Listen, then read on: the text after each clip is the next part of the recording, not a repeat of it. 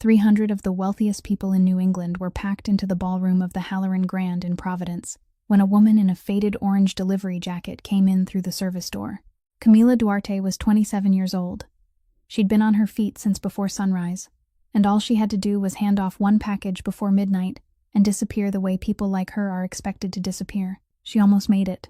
A server backed into her near the edge of the floor, a tray tipped, and a dark stain spread across a gown that cost more than she earned in a year. Suddenly, the future wife of the most feared man on Federal Hill had an audience and something to prove. Sloane Prescott said every ugly thing she could think of about the kind of person who's allowed through a service door. Then she drew back her leg and kicked. Camila lifted one hand. That's all. One hand, palm open, and the entire ballroom went dead silent. 300 people stood there with their phones up, and not one of them could explain what they'd just seen. Across the room, a man in a dark suit, with a thin scar along his jaw, went pale and let go of the glass he was holding. He'd seen that hand before. 8 years ago, on the worst night of his life. If a story about quiet dignity and the people this world overlooks means something to you tonight, go ahead and hit that like button. Subscribe if you'd like a story like this one every week. And if there's someone in your life who needs to hear it, please pass it along. Now let's go back to that ballroom, to the moment 300 people stopped breathing, and let's find out what Camila Duarte did with one hand. The truth was, Camila didn't think at all. There wasn't a single moment in her mind where thought had any room to exist. She was kneeling on one knee on the stone floor, holding a paper towel already soaked through, her eyes fixed on the dark stain along the hem of Sloane Prescott's dress, and she was halfway through her fourth apology when she saw the woman's shoulder drop. Not her foot, her shoulder. That was what her mother had taught her to watch from the time she was very small. So small that she had to stand on tiptoe just to reach the edge of the pool. People always revealed their intentions through their shoulders, before they revealed them through their hands or feet.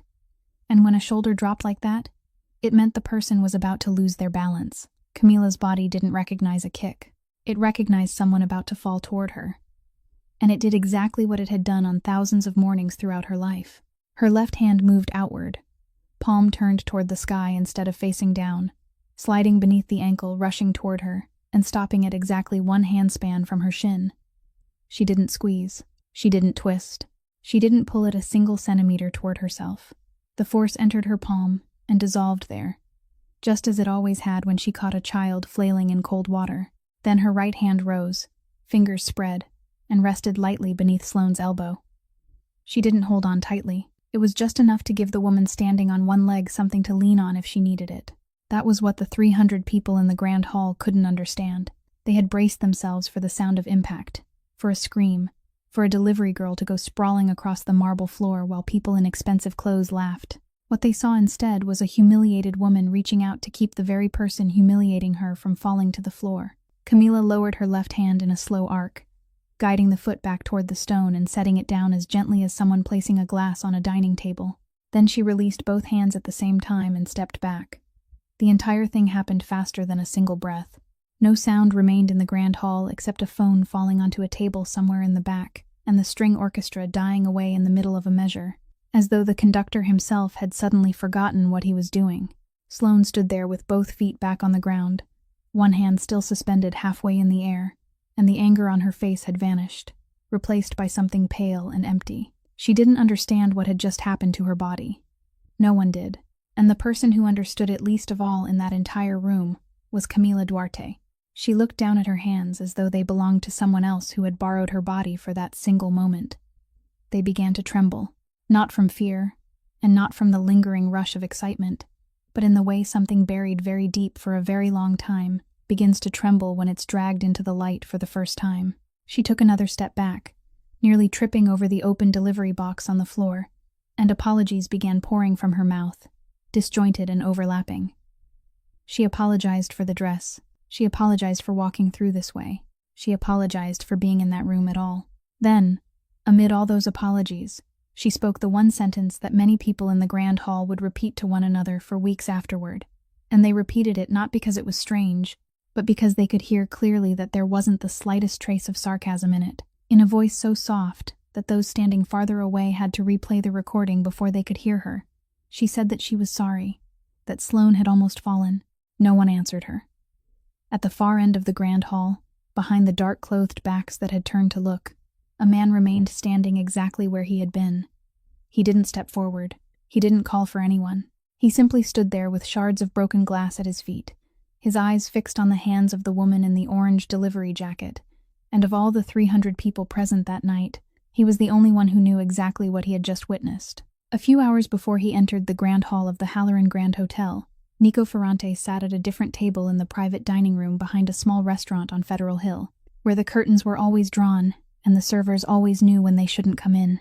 When he pushed open the door and stepped inside, the 9 men seated around the long table rose at the same time.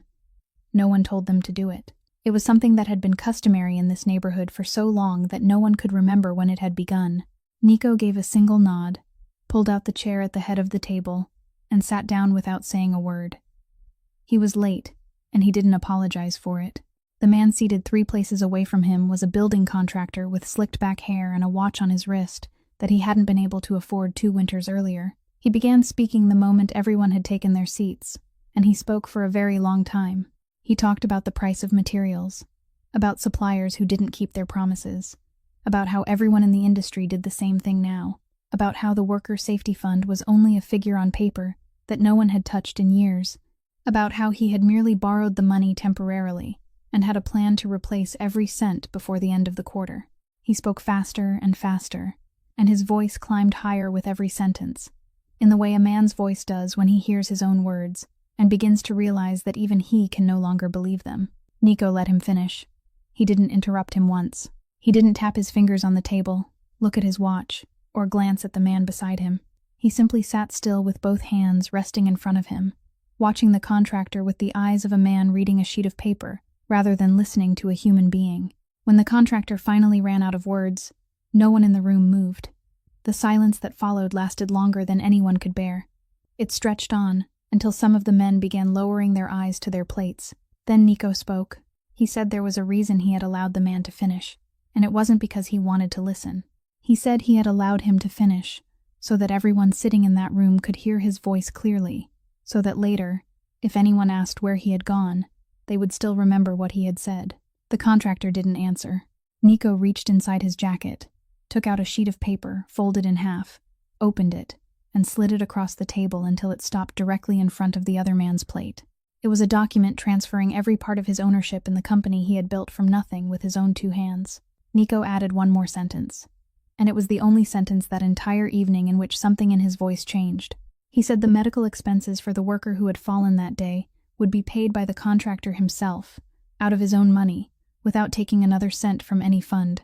And he told the man that he was old enough to understand why Nico didn't give anyone a second chance when it came to something like this. Then he said nothing more. A pen was pushed across the table. The contractor picked it up and signed, and everyone at the table saw the tip of the pen tremble against the paper as he made the final stroke. Nico took the document, folded it, slipped it back inside his jacket, and stood. He fastened the top button, nodded once to the entire table as though he had just finished an ordinary meal, and walked out of the room. No one touched the food again. As he crossed the small lobby at the front of the restaurant, where a stone fountain dating back to the previous owner stood in the middle of the entrance, he moved around to the far side beside the wall, taking a path much wider than necessary, so wide that the driver waiting outside had to step back to make room for him. The driver didn't ask any questions. He had driven for Nico Ferrante for many years, and he knew there was exactly one thing in his employer's life that no one was ever permitted to mention. That same afternoon, on the other side of the city, Camila Duarte stood before a door on the 6th floor and knocked for the 4th time. The elevator in the building had been broken since the day before. One corner of the warning sign taped to it had already peeled loose, and she had carried a cardboard box, as heavy as an entire sack of rice, up all those flights of stairs, her arms aching all the way to her shoulders. A television was playing inside the apartment. Light shone through the narrow space beneath the door. No one opened it.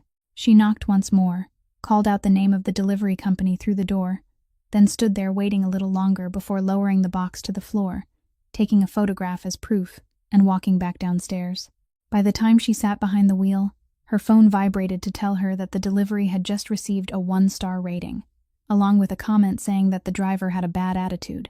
Camila read the entire message, pressed the button to turn off the screen, and started the engine. She didn't argue. She had learned long ago that arguing with words on a screen was as useless as arguing with the weather. And every minute she sat there angry was another minute in which she wasn't earning any money. The small van her mother had left behind started after she turned the key twice, making the same familiar, hoarse sound Camila had heard throughout her childhood from the back seat. By the time she reached the apartment, night had fallen. Marisol was sitting at the kitchen table with sheets of drawing paper spread across its surface, her hair gathered into a knot on top of her head and the end of a pencil marked by her teeth. She was 19 years old, and for weeks she had been drawing their mother's van from every possible angle. This time, it was a picture of the van parked on a coastal road that neither sister had ever seen. She looked up, studied Camila from head to toe, then announced that she had finally decided on a name for the van. The name was The Old Lady, because the old lady sounded like someone grumbling, and the old lady had never once agreed to die. Camila laughed, the first laugh that had escaped her all day, and said their mother would rise from the grave if she heard that. Marisol replied that their mother would have been the first person to call it that, and she was right, and both sisters knew she was right. Then Camila saw the envelope lying at the edge of the table beneath the box of colored pencils. The hospital seal was printed in the upper left corner. She picked it up, tore open the edge, and read it while standing exactly where she was, her eyes moving across lines written in language so polite that it felt cruel. She read it once, then read it a second time, more slowly, to make sure she hadn't misunderstood. Marisol asked what was wrong. Camila folded the letter, slipped it beneath the stack of bills on top of the refrigerator, and said it was only paperwork, that they sent things like this all the time, and that she was going to start cooking. The girl watched her for another second before turning back to her drawing, while Camila stood with her back to her sister, pretending to search for something in the kitchen cabinet until her face looked normal again. She had known for a very long time that she couldn't give her sister the one thing she needed most. She had been tested in the earliest days, had sat in a small room while someone explained in the gentlest voice possible that her body wasn't a match, that it wasn't anyone's fault. She had nodded, thanked them, walked out into the hallway, and never told anyone what had happened. That night, after Marisol had gone to bed, Camila sat down with the stack of bills and called the hospital's financial office. She meant to ask about the letter, but after looking up the family's account, the woman on the other end of the line asked a question that made Camila freeze. She asked whether Camila knew why the monthly transfer into the account had stopped at the beginning of the week. Camila asked what transfer she meant. For 8 years, a small but steady payment had been deposited every month into her family's hospital account under the name of a mutual assistance fund for public transportation workers. She had never asked anyone about it. Poor people didn't ask questions when money arrived. They only feared the day it stopped. She asked the woman to read the name of the fund to her again. There was the sound of typing, then silence, a silence that lasted far longer than it should have. Then the woman said, in the voice of someone staring at a screen without understanding what she was seeing, that no fund by that name existed anywhere in their system, and that none ever had. Camila went down to the parking lot and stood beside the old lady in the darkness, the phone still pressed to her ear, unable to say another word. 4 days after that phone call, after Camila had called the hospital twice more and received the same answer both times, an order appeared on her screen just as she was about to turn off the app and go home. A law office downtown needed a set of notarized documents delivered urgently to the Halloran Grand Hotel before midnight, and the payment for that single trip was equal to what she normally earned in 3 days. She accepted it immediately, without thinking. The secretary who handed her the package was a young woman in a hurry to leave. She gave Camila only one instruction, that whatever was inside the box mustn't get wet, then locked the office door behind her. At the hotel, the security guard directed Camila around to the rear entrance. She walked through the kitchen, past a row of linen carts lined up along the corridor, and stopped in front of a service elevator with a cardboard sign covered in strips of tape, saying it was out of order. A banquet manager, dressed in black, approached her, looked her over from head to toe with the expression of someone calculating a risk, then told her to follow the edge of the grand hall to the elevator on the other side, to move quickly, stay close to the wall, and not look at anyone. Camila held the box against her chest and did exactly as she was told, unaware that moments later, a collision with a server in that very room would change her life forever. When the tray spilled and the stain spread across the pale blue gown, Camila had tried to apologize, only to be met with kick and humiliation. Sloane Prescott wasn't looking down at the stain. She was looking around the room. She was counting how many people had turned their heads, and only when she was certain the number was large enough did she begin to speak. Her voice wasn't loud at first. It rose with each sentence, in the way the voice of someone rises when they know they're being heard and are carefully choosing every word for their audience. She asked Camila whether she knew who had made the dress. She asked who had allowed someone like her through the service entrance without an escort. She asked whether the people at the place where Camila worked taught their employees how to walk among guests holding glasses, and said that if they didn't, perhaps they should begin teaching that lesson tomorrow, assuming Camila still had a job there by then. Camila lowered her head, kept her voice steady, and repeated her apology. She said the words she always reminded herself of in moments like this, the 3 short words she had used for years to keep whatever was flying toward her from sinking into her flesh. It's not personal. Phones had already begun rising around them. Then Sloane said one more thing, and in that sentence was a name. She asked whether Camila knew whom she was about to marry, then answered the question herself. She spoke the name Fiancée, clearly and slowly, the way someone sets a heavy object down on a table.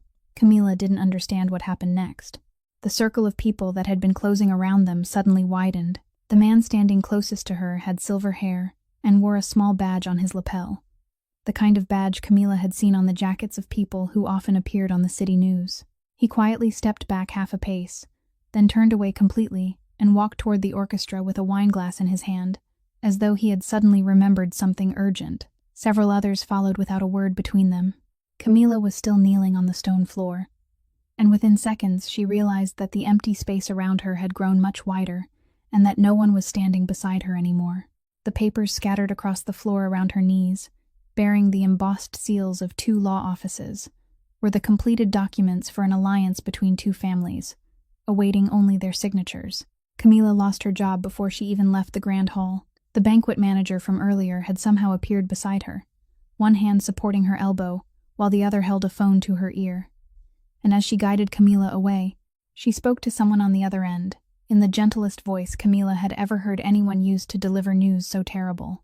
She called the delivery company's main office directly, read out the contract number and order code, said the hotel would no longer be using their service, that she would send written notice the following morning, and that the hotel requested that the driver responsible for that evening's delivery never be sent there again. The entire call lasted less than 3 minutes. Camila stood there and listened to all of it, still holding the box that someone had picked up and carelessly repacked to contain the mess.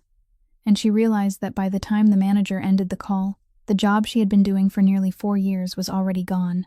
The woman didn't raise her voice at Camila once. She even apologized.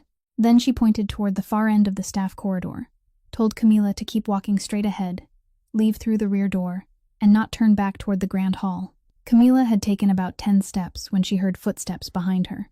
They weren't hurried or heavy. They were simply the footsteps of someone walking normally across the old tile floor, followed by a man's voice calling her back. She turned and immediately understood who he was, not because she recognized his face, but because the entire corridor had changed. The banquet manager straightened, as though someone had pulled a string attached to her spine.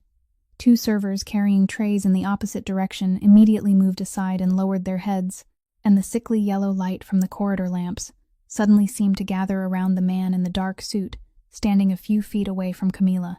What the entire family would discuss for months afterward, what Gaspar Rinaldi would repeat again and again at the dining table on the hill, with the expression of a man who had witnessed a dark omen, was that Nico Ferrante hadn't gone to his fiancée first. The woman he was about to marry was standing in the middle of the grand hall, with a ruined dress and a circle of friends around her, while he was here in the servants' corridor, facing a delivery girl. He asked her name.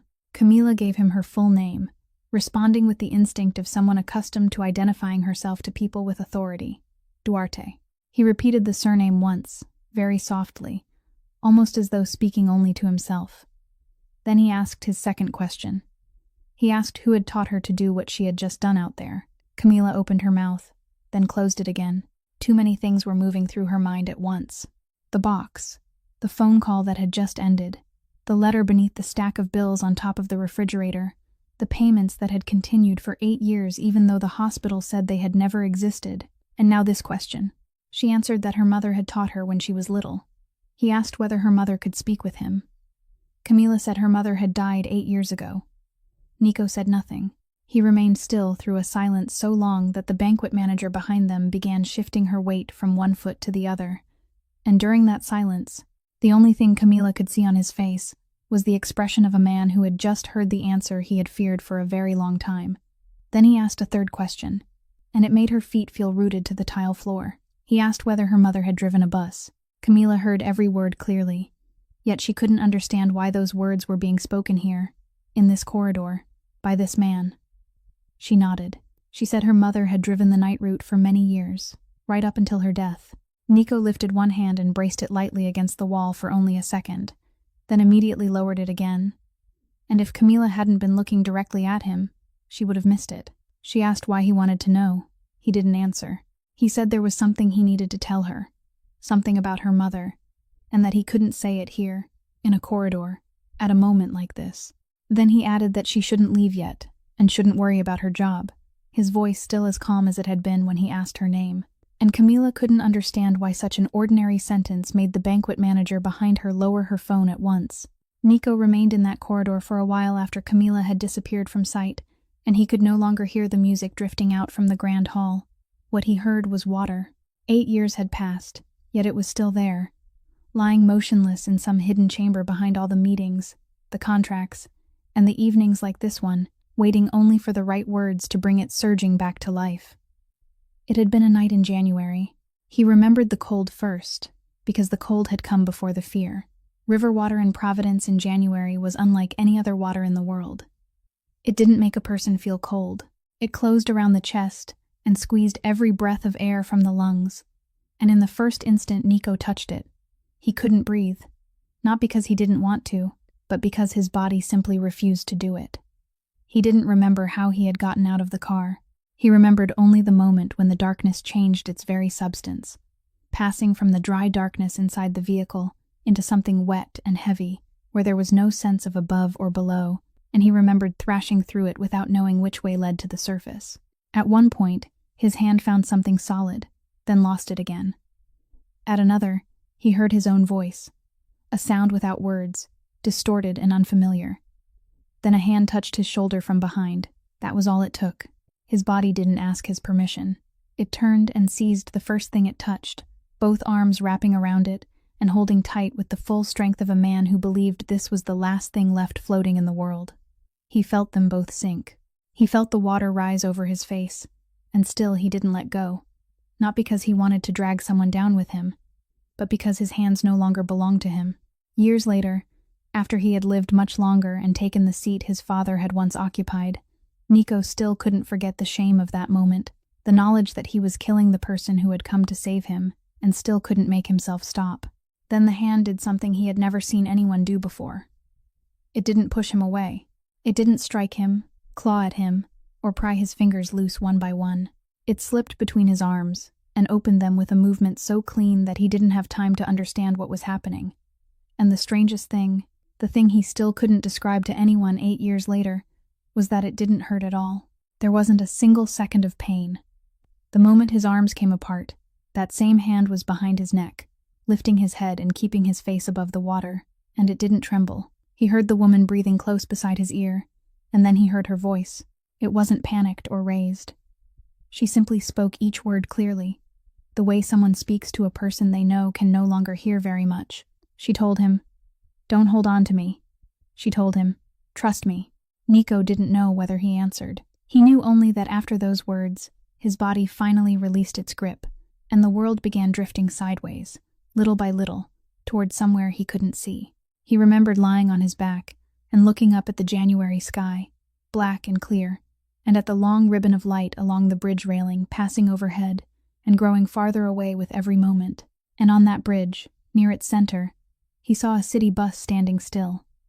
Its emergency lights flashed steadily, casting yellow light across the side of the bridge in rhythmic pulses. The bus door stood wide open. No one was in the driver's seat. There wasn't a single passenger standing inside.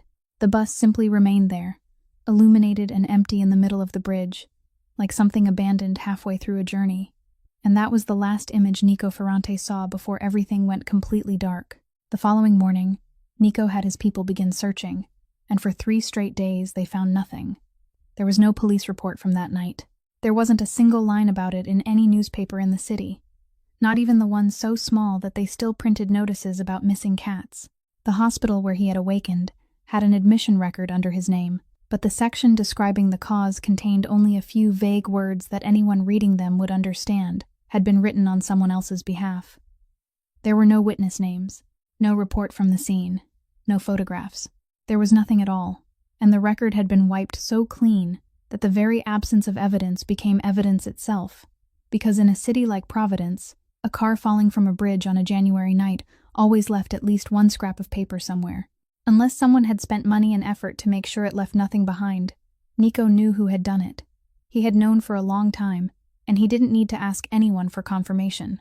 His father would never allow the Fiancée name to appear beside the word accident in any record in this city, and that night he had ordered his people to clean up their side of the matter so thoroughly that 8 years later, his son stood in his private office, unable to find a single piece of paper proving that he had nearly died. But there was one place his father's people hadn't considered because, to them, it wasn't a place that mattered at all. The city transportation department kept handwritten journey logs for every bus route. Each one was signed by hand, submitted at the end of the shift, bound into volumes, and stored in a basement archive alongside tens of thousands of other files that no one ever read. It took the man Nico sent nearly a day and a half to dig out the volume for the correct month and route, and the photograph he sent back showed a yellowed sheet of gridded paper. In the notes column for the final journey that night, 2 words had been written in blue ballpoint ink, the letters leaning slightly to the right, steady and without correction. Mechanical stop. Beneath them was a signature and a name. Renata Duarte. Someone with money and people had erased every police record, every news report, and every trace of one night from the history of an entire city, but they hadn't been able to reach the handwriting of a bus driver making an entry in her log before the end of her shift. From those 2 words, everything else was uncovered quickly. Renata Duarte had served in the Coast Guard, working in rescue operations, and had been discharged after a shoulder injury left her unable to swim as she once had. She returned to the city, earned her commercial driver's license, and drove the night route for many years, right up until the end. There had been 9 passengers on her bus that night. She stopped in the middle of the bridge, switched on the emergency lights, opened the door, left the driver's seat, and climbed over the railing. Then, when it was all over, when the stranger she had pulled from the water was lying on the riverbank and an ambulance was on its way, she climbed back up to the bridge, boarded her bus, closed the door, and drove all 9 passengers to the final stop listed on her schedule. She didn't go to the hospital. Her family had no insurance, and she had 2 children. Leaving the driver's seat while passengers were still aboard was a serious violation, serious enough to cost her job within the week, and she couldn't afford to lose even 1 week's wages. So she wrote the words mechanical stop in the log, signed her name beneath them, handed it to the shift supervisor, and went home. 3 weeks later, she died. Nico stopped reading when he reached that point. His man had attached a photograph to the end of the file, printed from a memorial page maintained by the Transportation Workers Union. It had been taken in front of a bus. The woman in the center wore a uniform jacket and smiled with the faint awkwardness of someone unaccustomed to being photographed, one arm resting around the shoulders of a young girl beside her. The girl looked much younger, her hair tied low, dressed in a school uniform, and she was smiling freely, the way someone smiles before they have ever needed to hold their face still against anything. Nico recognized her immediately, even though 8 years and something that had gone completely dark in her eyes stood between that photograph and the corridor the night before. He set the file down, lowered himself into his chair, bent forward, and buried his face in both hands. There was no one in the room to see the man for whom all of Federal Hill rose whenever he entered, sitting motionless like that for a very long time. It was nearly dawn when Camila reached the apartment, and she had no intention of telling Marisol anything. During the entire drive home, she had rehearsed a short explanation about her shift lasting longer than expected, the kind of explanation she always used, and Marisol always pretended to believe. But when she opened the door, the kitchen light was still on, and Marisol was sitting in the same place with her stack of drawing paper. The girl looked up at her sister for exactly 1 second, then set her pencil on the table. She didn't ask what had happened. She simply pulled out the chair beside her and said she had made tea earlier because she had a feeling it was going to be a long day. Camila sat down, and then she told her everything. She told her about the box, the stain on the dress, the things that woman had said, and the way Camila had lowered her head and endured it all as she always did. Then she reached the hardest part, and she told it more slowly, because she still hadn't found a way to make it sound any less impossible. She said she hadn't decided to do anything. Her hands had moved on their own. An entire grand hall had fallen silent, and she had stood there staring at her hands as though they belonged to someone else. She said she had promised herself a long time ago that she would never again use what their mother had taught her, and the night before, she had broken that promise in front of 300 people, holding up their phones to record her. Marisol listened to everything without interrupting once. Then she asked a question Camila hadn't expected. She asked whether the woman had fallen. Camila said no. Marisol asked whether anyone had been hurt. Again, Camila said no. Marisol nodded slowly, as though she had just confirmed something she had already suspected, then said that Camila hadn't broken anything at all. Camila opened her mouth to argue, but the girl continued, and the teasing note that usually lived in her voice was gone. She said she still remembered how their mother used to talk about those swimming lessons when she was 11. She said their mother hadn't taught Camila those things so she could bury them. Their mother had spent her entire life in the water, pulling people out long before either of them was born, and she had taught Camila so that she would never have to stand helplessly and watch someone drown. Marisol added that burying that gift was what their mother wouldn't have wanted, not using it. Camila sat in silence. She had thought about this for 8 years and had never once seen it that way. And what tightened her throat wasn't the words themselves, but the fact that they had been spoken by the younger sister Camila had always believed she was protecting. She had no answer. She simply reached across the table, brushed a strand of hair away from Marisol's forehead, and told her to go to bed because it was very late. Marisol gathered her drawings, walked halfway to her room, then turned and reminded Camila to eat something before going to sleep. After that, she closed her bedroom door. Camila remained alone in the kitchen with a cup of cold tea and 2 questions overlapping in her mind, neither of them giving her anything solid to hold on to. What did the man from the night before know about her mother? He hadn't asked what her mother had done for a living. He had asked directly whether she had driven a bus, like someone who already knew the answer and only needed to hear it confirmed. And then there was the second question, the one Camila had turned over and over in her mind for days without finding a single clue. For 8 years, someone had deposited money into her family's hospital account every month. That person had never left a name. That person had given the payments the name of a fund that had never existed anywhere in the world. And now that person had stopped.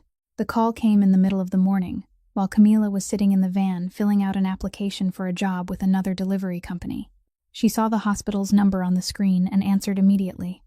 And in the brief moment before the person on the other end spoke, she allowed herself to feel relieved because she thought they were calling back to say they had found the fund. But the woman said nothing about it. She told Camila that Marisol Duarte's treatment appointments for the coming weeks had been removed from the system, and that the family would need to contact the hospital to arrange a payment plan before any new appointments could be scheduled. Camila asked whether she had heard correctly. The woman repeated the same words more slowly. Camila asked why. The woman explained that the hospital's treatment assistance program had suspended operations at the beginning of the week because it no longer had funding, and that every patient enrolled in the program was being treated the same way.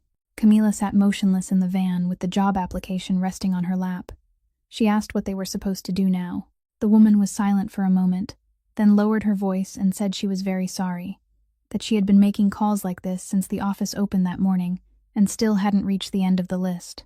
Not far away, on a high floor of an office building overlooking the bay, the Prescott Foundation's regular meeting ended about half an hour earlier than expected. 7 identical sets of documents lay on the table, and among those documents was a single page worth noticing, a proposal to restructure the medical funding portfolio for the coming fiscal year. There wasn't a single patient's name on that page.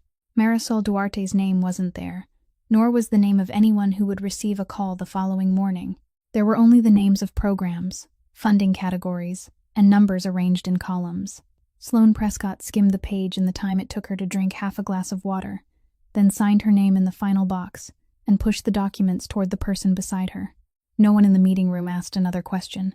The complete withdrawal of funding from the hospital's treatment assistance program was entered into the minutes as a technical item between a discussion of auditing expenses and the schedule for the next quarterly meeting. Hundreds of people lost the support they depended upon in the course of a single morning, and no one in that room knew the face of even one of them.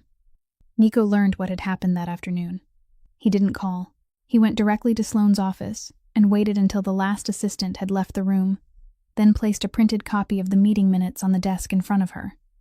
He didn't raise his voice. He asked whether she knew what she had just signed. Sloane looked at the paper, then at him, and answered in a voice so calm that Nico would later remember its sound more clearly than the words she spoke. She told him she hadn't touched anyone. She said she didn't know the face of a single person on that list, had never met any of them, and had never spoken anyone's name. She said all she had done was adjust an investment portfolio, that the portfolio was adjusted every year, and that this was the work people paid her to do. Then she folded the paper, pushed it back toward him, and added that if the result made him uncomfortable, then his problem was with the numbers, not with her. Nico stood there and watched her for another moment. He had grown up among men who were willing to do terrible things, and from an early age, he had learned to recognize what was coming by looking into another person's eyes. But there was nothing at all in the eyes of the woman he was about to marry. No anger, no satisfaction, not even the slightest confusion. There was only the composure of someone who had finished one task and was waiting for the next appointment of the day. Nico didn't strike the desk, say another word, or slam the door when he left her office. He went down to his car, settled into the back seat, and told his driver to take him around the bay for a while. Then he made 3 phone calls. The first lasted less than 4 minutes, and went to a man in the city's building permits department, someone the Fiancée family had helped through a serious difficulty many years earlier, at a time when he had no one else to turn to. Nico didn't mention the past. He merely asked about the man's wife and her health, then asked whether the 2 active Prescott construction sites north of the city had received their scheduled safety inspections recently, because he had heard there were several inconsistencies in the records. His second call was to a bank executive, who regularly had lunch with him once a month. Nico didn't ask for anything. He simply said he was reconsidering the timing of the merger between the 2 families, and that if the bank intended to release the next portion of capital to the Prescott side that week, perhaps it would be better to wait a little longer until everything became clearer. The third call was the longest. He called a woman who had served on the Hospital Foundation's board since his father was alive, and he made no request. He merely read her the name of the technical item listed between the auditing expenses and the schedule for the next quarterly meeting in the minutes, then asked whether she knew how many telephone calls that item had caused to be made that morning. There was a long silence on the other end. Then she said she would investigate it herself. In less than 2 days, all 3 things happened. The 2 Prescott construction sites received orders temporarily suspending all work, posted directly outside their fences, and signed by the very man Nico had called. The bank sent a courteous letter announcing that the next disbursement would be postponed until the review of the records was complete, and 3 members of the Hospital Foundation's board submitted their resignations on the same afternoon, including one woman who publicly explained her reason in the newspaper, saying she didn't want her name associated with a decision that had caused hundreds of patients to receive those calls in a single morning. By the afternoon of the second day, Nico's phone vibrated with the name he had been waiting to see. Sloane Prescott's father had never needed to call anyone first in his life. Nico watched the screen light up on his desk and allowed it to ring through once, then a second time, then a third. He didn't answer any of the calls. When the final ringing stopped completely, he picked up the phone and wrote a single line. He told the man that his daughter had taken away a child's treatment appointments in retaliation for a stain on the hem of her dress, and that Nico was merely showing him what that same act looked like when the person committing it had more money. He sent the message, placed the phone face down on the desk, and didn't touch it again. That night, he remained in his office for a very long time. The photograph printed from the Transportation Workers Union memorial page still lay at the corner of his desk, where he had placed it the day before, and he didn't put it away. In his mind, everything was exactly where it belonged. A woman had signed one line and hundreds of people had suffered. So now that woman would learn what it felt like when someone signed a line that came down upon her own head. That was how he had been taught to think, and it was as clean and orderly as an equation. There was only one thing he hadn't thought about during those 2 days. Not even once. Not even when he read the suspension order posted outside the construction site fence. He hadn't thought about the people standing inside that fence. Camila saw the news report on her phone while sitting outside a job interview at a warehouse on the outskirts of the city. The photograph showed a construction fence with a suspension order posted at the gate, and the caption beneath it said that the entire northern worksite had shut down, and that every worker had been told they would be out of work beginning that weekend, just before the holiday season. In the comments, a woman wrote that her husband had just called with the news and that they still had 3 months of payments left on the hospital bill from the birth of their youngest child. Camila read that sentence 3 times. Then she stood, abandoned the interview, went back to the van, and drove straight downtown. She didn't know what she was going to say. She knew only that 3 things had happened one after another in the city over the past 2 days, all 3 of them connected to the same name, and she had lived long enough to understand that things like that didn't happen at the same time by accident. They stopped her in the lobby, then someone called upstairs, and after that they allowed her to use the elevator. When she pushed open the office door, Nico was standing beside the window with a file in his hands, and he turned to look at her with the eyes of a man who had both hoped and feared that she would come. Camila didn't greet him. She walked directly to his desk and threw the newspaper she had bought on the way down onto its surface, placing it where the light fell across the page. She asked whether he had read it. He looked down at the newspaper, then back at her. She continued, and although her voice wasn't loud, she could no longer stop it. She said she didn't know what he thought he was doing. She said that if he had done this because of her sister, because her treatment appointments had been canceled, then she wanted him to look closely at the photograph on the front page, because behind that fence was an entire worksite filled with people, and every one of them had a kitchen just like hers, a stack of bills just like hers, and someone waiting at home to ask how their day had gone. She told him he wasn't saving anyone. She said he was merely sitting high above everyone else, and choosing who would be allowed to live by crushing a different group of people he had never met, and that he did it so neatly he probably didn't even feel the weight of it in his hands. Then she spoke her final words more slowly than everything that had come before. She said that this exact thing, was what had killed her mother. It wasn't the water or what had happened that night. It was a system in which someone was always sitting at some table, holding a pen, and deciding who deserved to breathe. Her mother had died because she hadn't dared to lose a single day's wages, and the people behind that fence wouldn't dare lose a day's wages either, for exactly the same reason. Nico said nothing for a very long time. He didn't argue with a single word, offer an explanation, tell her that she didn't understand business, or say that the other side had struck first. He placed the file in his hands on a chair, then looked down at the newspaper, and Camila realized that he was truly looking at it, perhaps for the first time. When he finally spoke, he said she was right. He said he had made 3 phone calls, and had known exactly whom each call would touch on the other side, but he hadn't once thought about the people standing inside the fence. He said he hadn't even known they were there.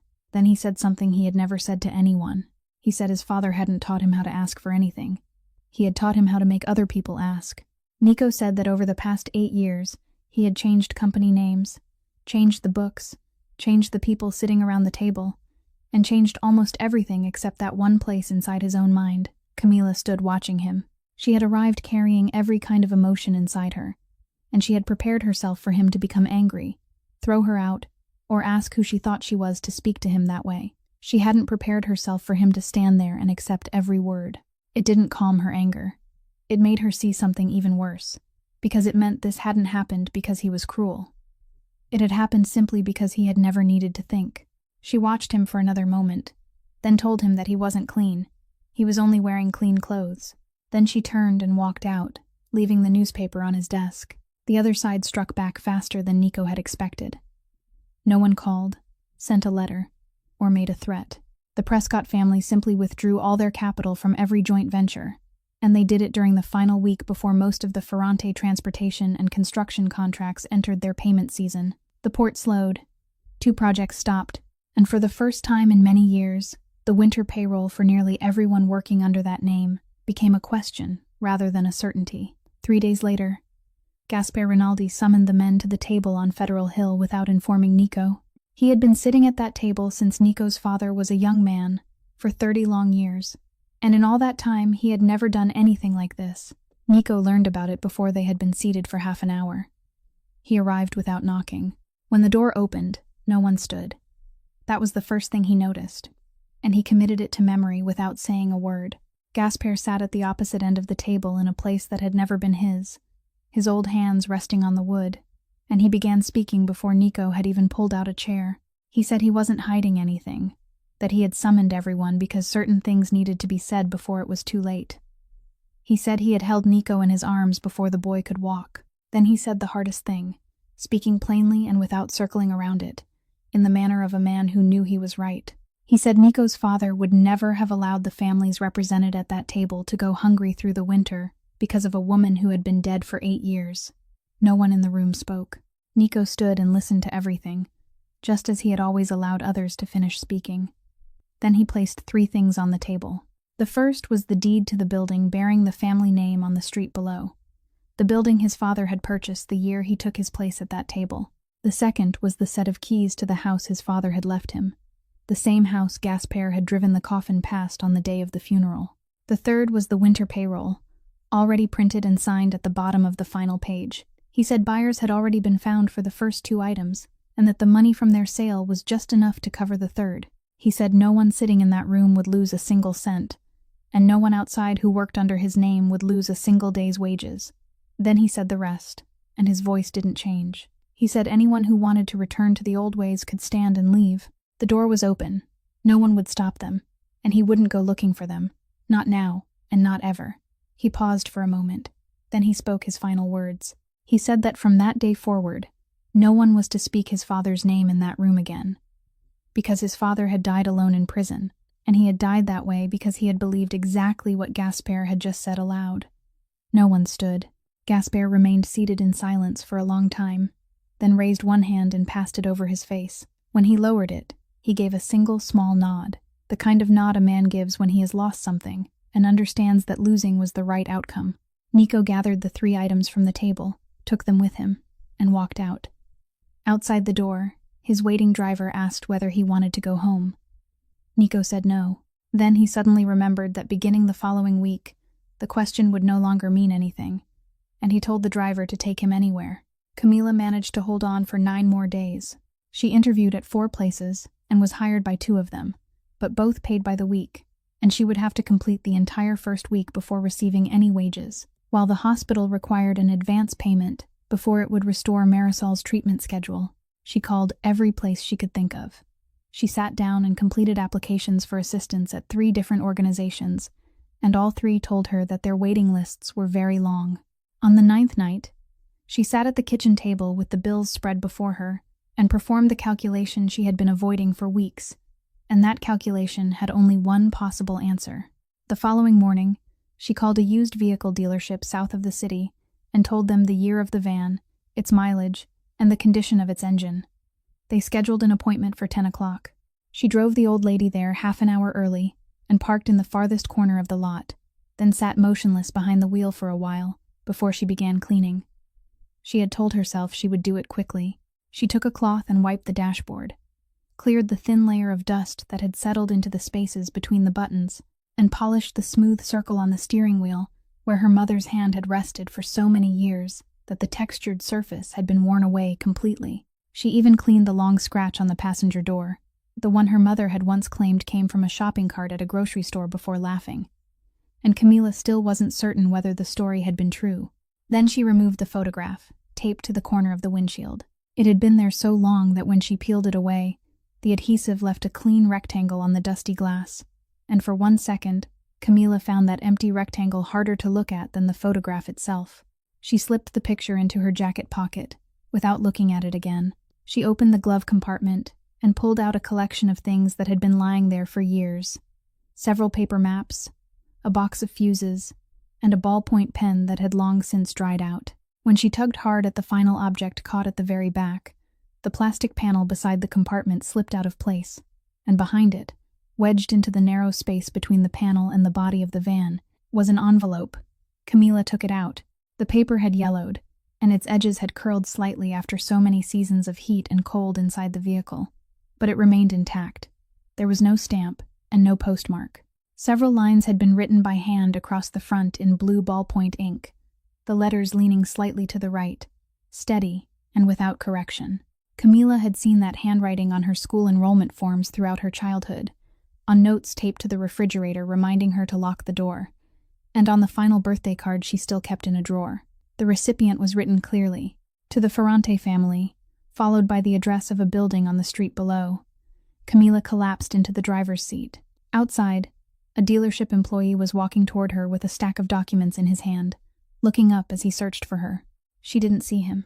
She was holding the envelope in both hands while everything collided inside her mind at once. The man in the hotel corridor asking whether her mother had driven a bus. The way he had needed to brace one hand against the wall for a second, before immediately lowering it. 8 years of payments made under the name of a fund that had never existed. And now this name, lying inside the very van she had brought there to sell. For 8 years, Camila had believed she knew everything about her mother. She went to work, came home, cooked meals, slept very little, and never complained. There was nothing mysterious about a life like that. Yet this envelope had remained behind that plastic panel for all those years, traveling every street with Camila, resting exactly one handspan from her hand during every shift, and it had chosen to reveal itself only on the morning when she came to sell the last thing her mother had left her. The dealership employee knocked on the window. Camila lowered it and asked him to give her a few more minutes, her voice so normal that it surprised even her. He nodded and went back inside the building. She remained there behind the wheel of a van with its engine turned off, in the middle of a used vehicle lot, holding her mother's unstamped envelope in both hands. And she didn't dare open it. She opened it on the bus ride home, sitting in the last row with the receipt from the sale of the van, folded into quarters in her jacket pocket, and a set of keys that no longer belonged to her. Inside the envelope were 2 sheets of lined paper torn from a notebook, covered on both sides in the same blue ink. Her mother began by apologizing for writing by hand, explaining that she didn't own a computer, and that her handwriting was poor. She introduced herself by her full name, stated clearly which route she drove, and wrote that she assumed the family wouldn't know who she was, so she hoped they would allow her to remind them of something that had happened one January night on the bridge, crossing the river. She didn't describe that night at length. She wrote only one sentence, saying that she had been there and had done what anyone in her position would have done. Then she explained that she had made inquiries afterward and discovered the young man's name, as well as his family name. She said she didn't know what their family did and had no intention of finding out. She had simply heard that they had money. Camila had to stop reading when she reached that point. Her mother had known. All that time, she had known whom she had saved. She had found his name and sat down one evening after her shift to write these 2 pages.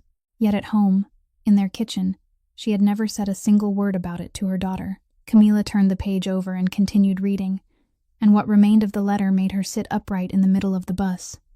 Her mother wasn't asking for money. She didn't ask for a single cent. She didn't mention the hospital bills, the fact that she had been coughing for weeks, her 2 children, the family's lack of insurance, or even the night she had been forced to write the words "mechanical stop" in her log to keep her job. She didn't ask to be thanked, request a meeting, or seek employment for anyone. She asked for exactly one thing. She wrote that she had driven the night route across that bridge for years, crossing it every night and sometimes twice in one night, and that the row of lights near the center of the bridge had been broken for a very long time. The problem was reported again and again, but nothing was ever done, while the railing along that section was much lower and older than the railings at either end. She wrote that she had personally seen vehicles skid across the bridge many times on freezing nights, and each time she had thought that if luck failed them that night, someone would go over the edge. She wrote that she had sent requests to every place she knew, but no one had answered, and she supposed no one bothered to read letters written by a bus driver. Then came the final sentence, the one Camila read again and again, until the bus had passed her stop. Her mother wrote that she didn't know what the family did. She knew only that they had money, and she believed this was the kind of thing money ought to be used for. Beneath those words was her name, signed exactly as she had always signed the journey logs. The letter had never been sent. There was no stamp, no postmark, nothing at all. It had remained behind the plastic panel in the driver's compartment for 8 years, and Camila would never know why her mother had finished writing it and then hidden it there, whether she had intended to send it one day and simply ran out of time, or whether she had held it in her hands and decided that words written by someone like her would be pointless. Camila got off at the next stop and walked back, moving very slowly. For 8 years, she had thought of her mother as an unfortunate woman.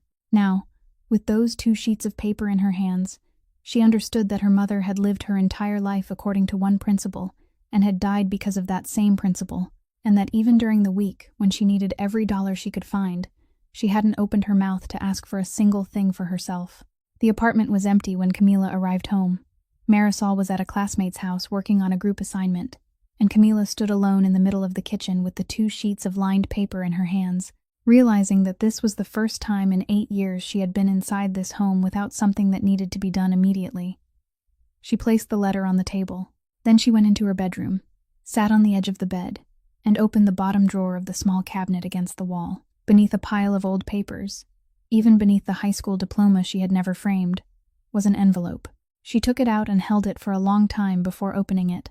Inside were $800, neatly arranged, every bill aged in the way money ages when it has been stored for years rather than spent. It was the money she had saved while working part-time at a restaurant near her high school. Money meant to buy books for her first semester of college.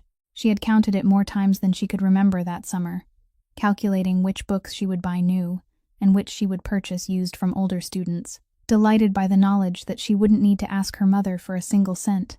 Then came the night her mother returned home later than usual, her hair still wet, and the uniform jacket draped over her arm wet as well. She said the bus had broken down along the route, and she had been forced to wait outside in the rain. Camila had believed her. Her mother changed her clothes, drank something warm, and went to bed as she did every night. For the next 2 weeks, she coughed. She coughed in the morning, in the middle of the night, and in the way people cough when something inside their chest refuses to come out. She still worked every shift. Then one evening, after the family had finished eating and Camila was washing the dishes, her mother stood in the kitchen doorway and asked whether she still had the money for her books. She asked in a very soft voice, the voice of someone trying to make her question sound as though it didn't matter at all. She said she only wanted to see a doctor for peace of mind, that it was probably nothing, but they had told her she would need to pay in advance. Camila remembered standing there with a plate still in her hands, and she hadn't answered immediately. She thought about the semester that was about to begin. She thought about the list of books posted on the cabinet. She thought about how she would manage during those first weeks if she gave the money away. She thought about all those things for exactly 3 seconds. 3 seconds. No more. And in those 3 seconds, her mother had enough time to see every thought appear on her daughter's face. She laughed, waved one hand, and said to forget it. That she had only been joking. That she was already feeling better and had improved a great deal over the past few days, and that Camila should keep the money and study hard. Then she turned away, and she never asked a second time. Camila had intended to give it to her. She had intended to call her mother back immediately. She remembered thinking that she would do it tomorrow, that tomorrow she would give her the money and tell her to see a doctor.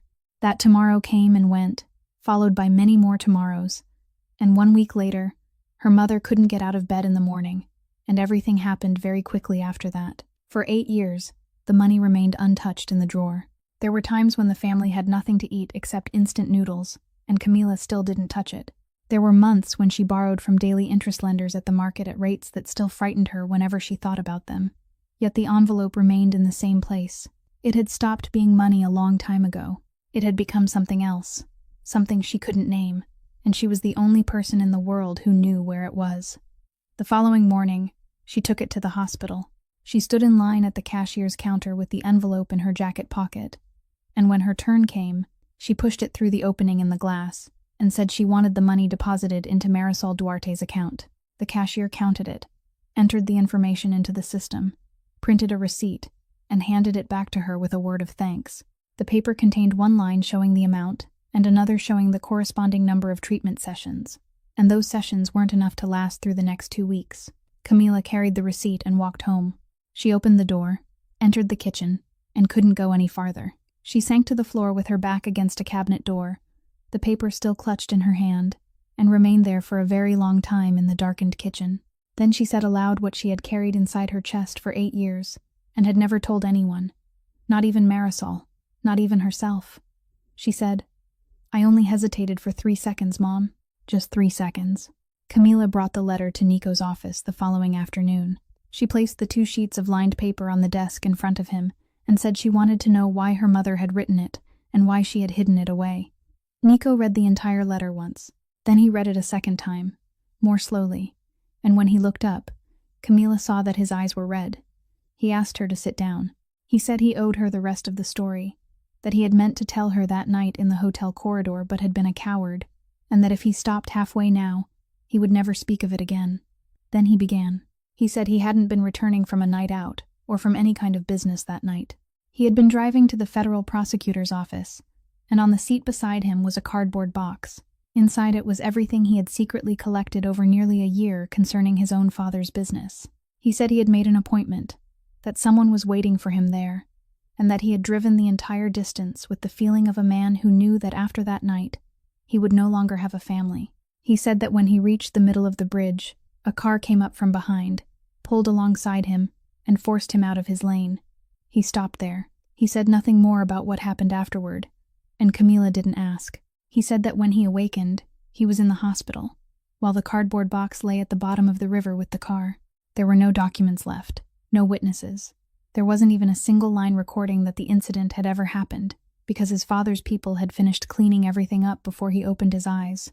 He said he lay there for 3 days, staring at the ceiling, and during those 3 days, he understood that he would never again be able to do what he had intended to do, so he chose another way.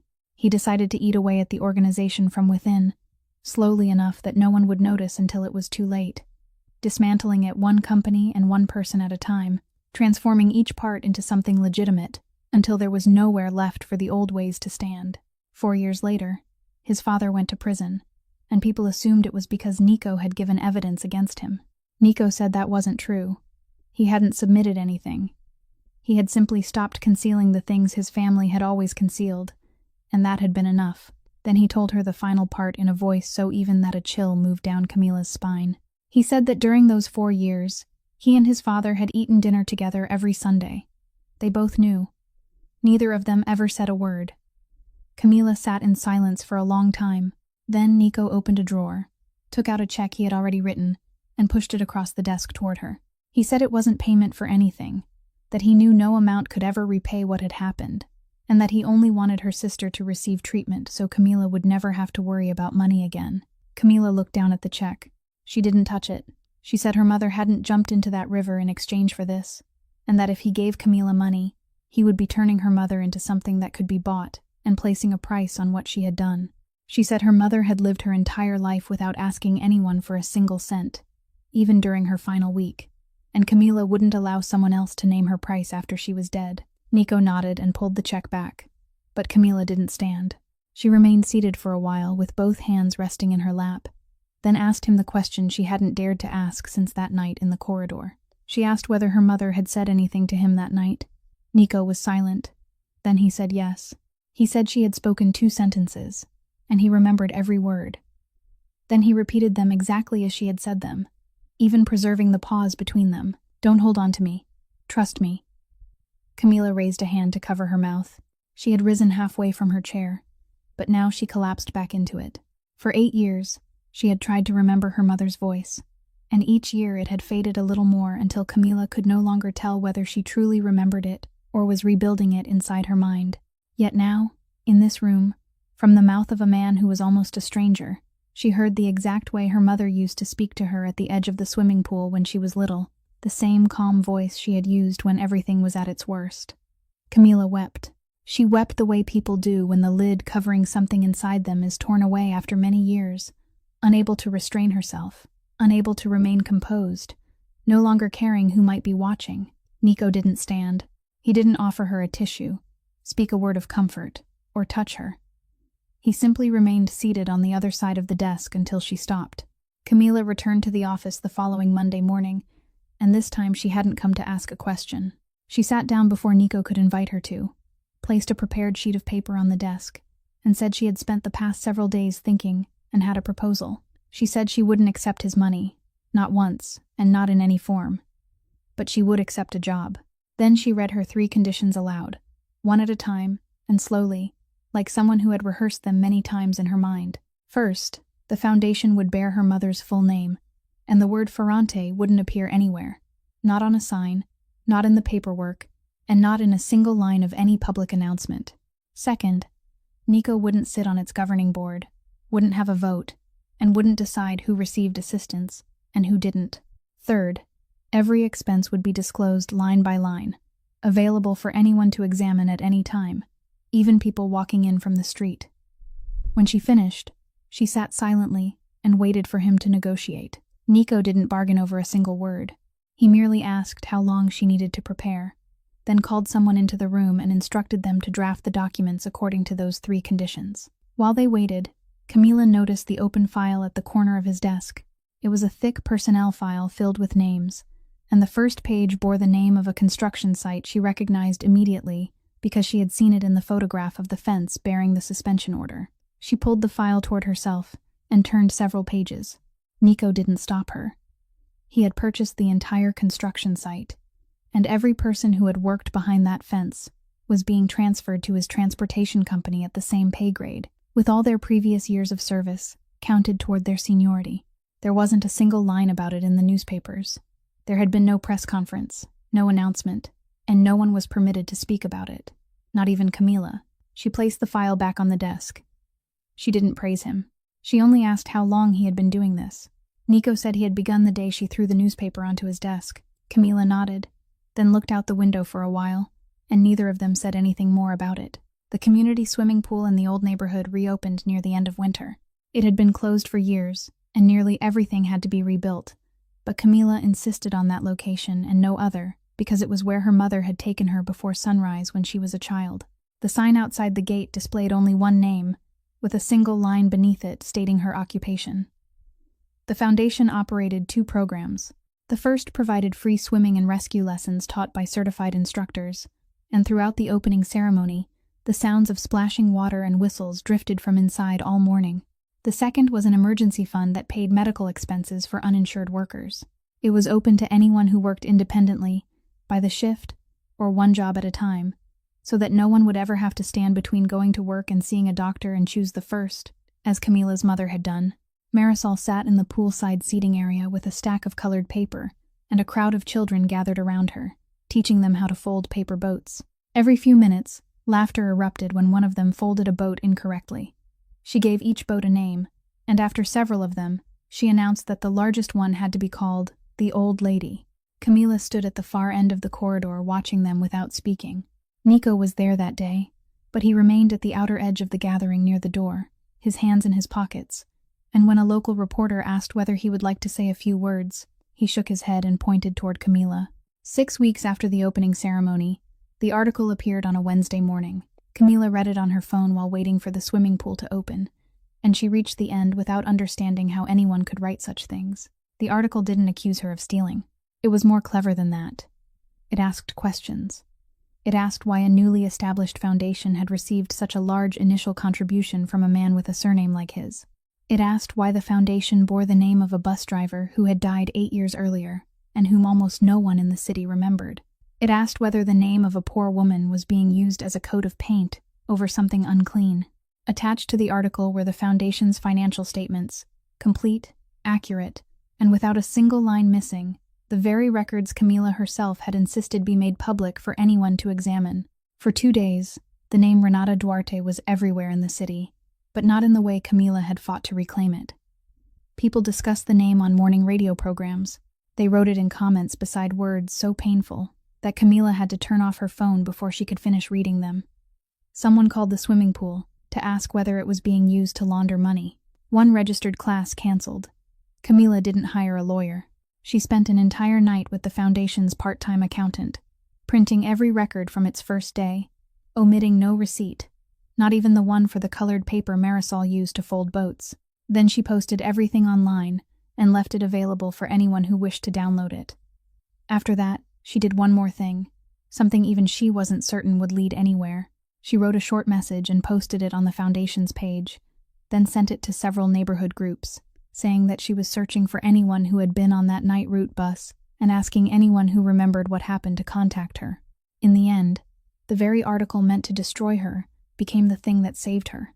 Without it, no one in the city would have seen the name Renata Duarte printed so prominently across the front page. The first person to call was a retired man with a trembling voice who said he had been sitting in the 3rd row from the front. Then came a woman who worked the night shift at a bakery, followed by a teacher, and then a 4th person. 4 people, the only ones out of the 9 who were still alive and could be found. They appeared before the cameras of the same newspaper that had published the article, sat together in a row, and told their story. The retired electrician spoke the most. He said that the bus had been moving normally that night, when it suddenly stopped in the middle of the bridge.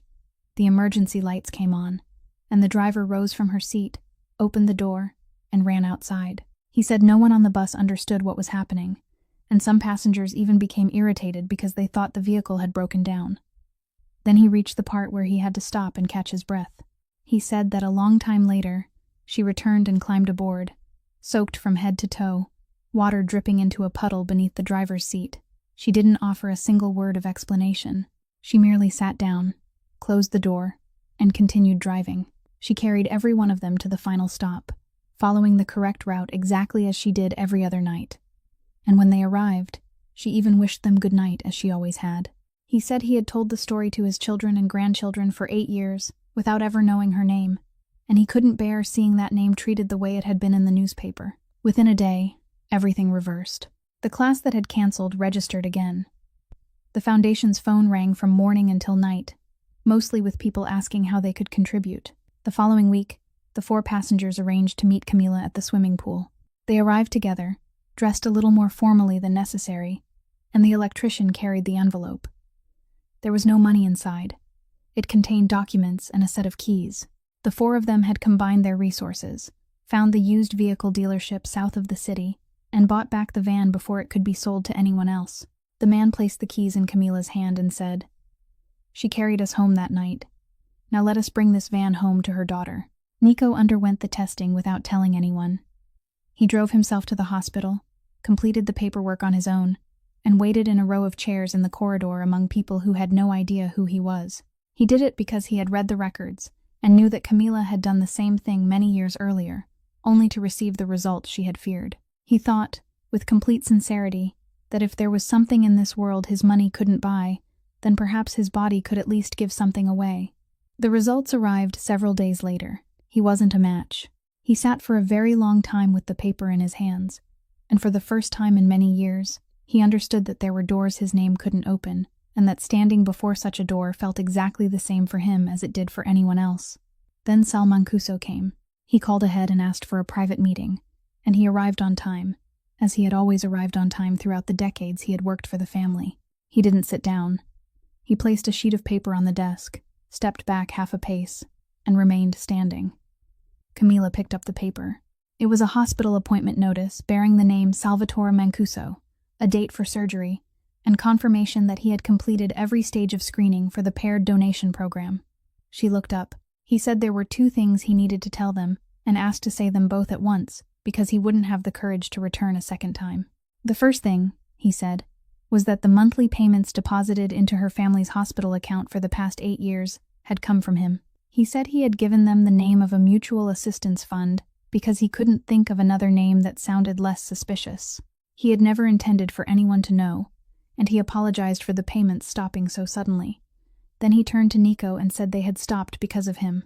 When the merger process began, every old spending account had been frozen in preparation for the audit, and that had been the channel Sal had used throughout those years. He hadn't found another way to continue the payments in time. Nico remained silent. He had just realized that the call Camila received from the hospital, the week she stood in the parking lot with the phone pressed to her ear, had been caused by his own signature on a document whose contents he couldn't even remember. Then Sal told them the second thing. He spoke slowly, one word at a time, looking directly at Camila rather than Nico. He said that on that night, he had been the person driving the car that forced Nico out of his lane in the middle of the bridge. No one in the room spoke. Sal continued. Nico's father had seen the appointment written in the notebook on his son's desk. He had summoned Sal, and the order had consisted of only a few words. "Stop that car. Don't hurt him." Sal said he had calculated everything carefully. He intended to apply a light pressure toward the shoulder, just enough to force the car to stop and give him time to take the box from the seat and bring Nico home. He had done things like that many times in his life and had never injured anyone, but he hadn't accounted for the layer of ice on the bridge that night. He said he had gotten out of his car and run to the railing. He stood there looking down, and he didn't jump. He stood there for exactly 40 seconds, and he knew it had been 40 seconds because he had counted them again every night for the past 8 years. Those 40 seconds ended with the sound of brakes behind him, followed by a bus door opening, then running footsteps. A woman brushed past his shoulder, climbed onto the railing, and disappeared over the edge without pausing for even a single moment to think. Sal fell silent for a while. Then he said that he had lost 40 seconds, while Camila's mother had needed only 4, and that in all the years since, He had never found a way to make up the distance between them. He pointed to the paper on the desk and said he had nothing to trade and wanted nothing in return. He had only 2 kidneys, and her sister needed one. Nico surged to his feet. The chair behind him toppled backward onto the floor, and in that moment, Camila saw on his face the very thing all of Federal Hill feared, the thing she hadn't seen once during all the weeks she had known him. He said nothing. He simply stood there with both hands pressed against the edge of the desk, breathing through his mouth, his eyes fixed on the older man standing motionless on the other side of the room, refusing to look away. Then Camila spoke. She said only one sentence. "Sit down. This isn't about you." Nico turned to look at her. He remained standing for another moment. Then he lifted the chair, sat down, and didn't speak another word for the rest of that afternoon. Camila picked up the appointment notice again. She reread the name printed at the top of the page and the date beneath it, then placed the paper on the desk and pushed it toward Sal. Not forcefully, only enough for it to slide back to where he stood. She said she understood what he was thinking. He believed that if he gave her sister one of his kidneys, some part of that night would be subtracted from what he had done. He believed this was an exchange, and that he was offering the only thing he had left to trade. She said she wouldn't accept it that way. Then she said the words that made him lower his head. "My mother didn't jump into that river because of you. She didn't jump because you were standing there. She didn't jump to save the man you had just forced off the bridge. And she didn't jump because of anything connected to you. She jumped because that was the kind of person she had always been, long before she knew you existed. If you offer this now in exchange for relief from your guilt, then you're taking that away from her too, and it's the only thing she has left. Don't take it." Sal stood motionless for a very long time. He was a man past 60, who had sat in rooms where the fates of others were decided, and Camila saw his shoulders lower in the way a person's shoulders fall when they finally release something they have carried for too long. He said he would still donate. He had enrolled in the program rather than registering for one particular person, and if Camila wouldn't accept his kidney for Marisol, he would allow it to go to whoever was next in line. Camila told him to do exactly that, and that was what happened. Sal's surgery went well, and his kidney went to a man in another state whom he had never met and would never meet. Several weeks later, Marisol Duarte's name was matched within another donation chain, and her donor was also a stranger, someone whose name the Duarte family would never know. Marisol's surgery went well too. Camila sat in the waiting room throughout that morning, and Nico sat beside her, silent as he always was. When the doctor came out with the news, Nico merely nodded, stood, and went to bring her a cup of water. Sal Mancuso wasn't at the hospital that day. On the afternoon he left Nico's office, he didn't go home. He drove directly to the downtown police station, walked inside, sat down, and asked to give a statement about an incident that had occurred 8 years earlier on the bridge over the river. He told them everything. He gave them the name of the man who had issued the order, described what he had done, and told them about the 40 seconds he had stood at the bridge railing without jumping. His statement took nearly 4 hours to record. The statute of limitations had expired on most of what he confessed, and the man who had given the order had died in prison years earlier, so Sal Mancuso didn't spend a single day in jail. But when that statement was stamped and entered into the system, the name Renata Duarte appeared in an official record of the city of Providence for the first time in 8 years, accompanied by a complete account of what she had done that night. The man who had erased her name from every document in the city was the man who finally put it back. 1 year later, the lights along the middle of the bridge were switched on during an evening in late autumn. The entire row of old lights had been replaced, and the railing at the center had been raised to the same height as the railings at both ends. Exactly as requested in the petition, a bus driver had once written by hand on 2 sheets of lined paper and never sent. At the foot of the bridge beside the pedestrian walkway stood a small bronze plaque, neither a Ferrante name, nor a foundation name, nor a company logo. There was only one name, with a single line beneath it stating her occupation, night route bus driver. The memorial ceremony that day was small. All 4 passengers from that night attended, dressed as formally as they had been the last time. Several instructors from the swimming pool were there, along with a few people who had received help from the foundation, and Marisol stood beside her sister, healthy and busy taking photographs for everyone. Camila spoke without notes. She said that for many years, she had told her mother's story the wrong way. She had said that her mother died because she jumped into the river on a January night. Then she spoke the words she had waited until that day to say in front of everyone. My mother didn't die because she jumped into the river. My mother died because she still had to get back on that bus and go to work the next day. When the ceremony ended, a young reporter approached and asked whether she wanted to say anything about the woman who had sent those records to the newspaper the previous year. Camila thought for a moment, then said she honestly didn't think about that woman anymore, that it had been a long time since she had even remembered her name. She said it calmly and without bitterness, unaware that for someone who lived through the eyes of others, being forgotten was the worst thing that could happen. Late the following afternoon, after all the classes had ended and only 2 people remained at the community pool, Nico stood at the edge with one hand gripping the stainless steel railing. Camila didn't rush him. She merely said that he didn't need to know how to swim. He only needed to stand where the water reached his knees. He stepped down. He stood there for a very long time without speaking, and it was the first time in 8 years that he had allowed water to touch him. Then Camila entered the pool as well. She moved into deeper water, leaned back, and floated on the surface with her eyes turned toward the ceiling, and her arms spread at her sides. She hadn't entered the water because of instinct. She hadn't entered to save anyone. She entered because she wanted to. And in the stillness, she heard her mother's voice again, as clearly as though Renata were standing at the edge of the pool behind her. Don't hold on to me. Trust me. This story leaves us with something very simple. The person delivering a package to your door, the person cleaning the floor where you work, the person driving the final bus of the night. You can never know whom they may have saved, what they have lost, or how much weight they are carrying on their shoulders. The kindness of someone who is poor always costs more than the kindness of someone who has plenty, because they pay with the very thing they don't have enough of themselves. And the kindest thing we can do for someone who has passed away isn't to bury what they left behind, but to use it to help someone else remain afloat. Be kind to the people this world is accustomed to treating as invisible because each of them carries a story we have never heard. If tonight's story touched your heart, please press the like button, subscribe to the channel, and share this video so that we can bring you more meaningful stories every day.